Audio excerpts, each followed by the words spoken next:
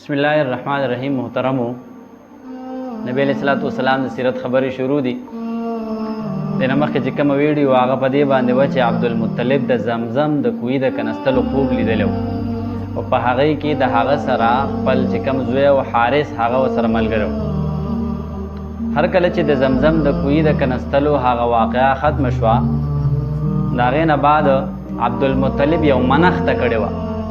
هغه منښته دا وه چې کچرې ماله الله پاک 10 زامن راکړه او هغه ځوانان چې زما مټې چې مټې، نو په دغې 10 ځوانانو کې به زه یو د الله جل شانه د رضا دپاره د الله په لار کې قرباني کوم. نو هر کله چې الله جل شانه عبدالمطلب ته 10 ځوانان ورکړل او د عبدالمطلب هغه ارمان هغه خواهش پوره شو، یو پیره عبدالمطلب په حتیم کې ودو چې په خوب کې ورته یو کس وي اوف بېنظرک، خپل نظر پوره کا، کومه منښته کړې وه هغه منښته دې پوره کا. عبدالمطلب چې هر کله د خوب نه راپاڅېدو لاړو خپل بچي راجمع کړه، 10 واړه بچي ځان ته مخې ته کېنول او 10 واړو بچو ته یې وویل چې یاره بچو ما داسې خوب ولیدو، ستاسو دې باره کې څه رایه ده، څه مشوره ده؟ بچو ورته وویل چې پلاره بابا جان خپل نظر پوره کا.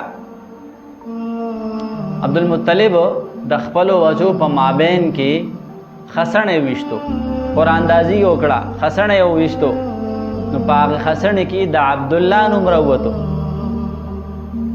عبدالمطلب خپل زوی عبدالله د لاس نه ونیو، ځان سره روان کو، چاړې د ځان سره واغستله او مذبح خانې طرف ته روان شو، کوم ځای کې چې حلاله کېږي هغه ځای طرف ته روان شو. هر کله چې د عبدالله خویندو دا ماجره وکته هغه په ژړا شوې او یوې خور چې کم دی نو خپل پلار عبدالمطلب ته وویل چې بابا جانه د عبدالله او د 10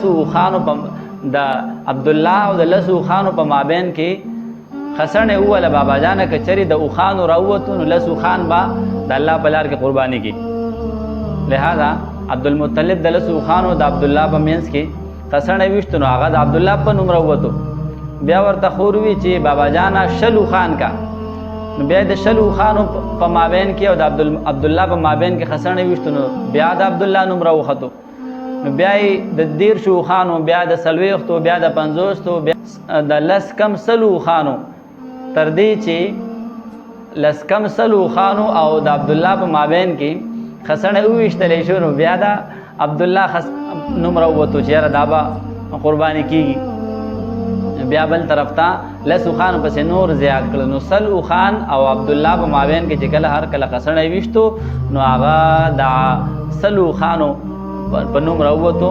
نو عبدالمطلب بیا هغه 100 اوښان د صفا او مروه په مابین کې د الله جل شانه په نوم باندې حلال کړه، قرباني کړه. دې وجې نه د عبدالله نوم بیا ذبیح شو او د دې وجې نه نبی علیہ الصلوۃ والسلام ته ابن الذبیحین ویل کېږي، د 2 ذبیحینو زوی، یو ذبیح عبدالله او یو ذبیح اسماعیل علیہ الصلوۃ والسلام.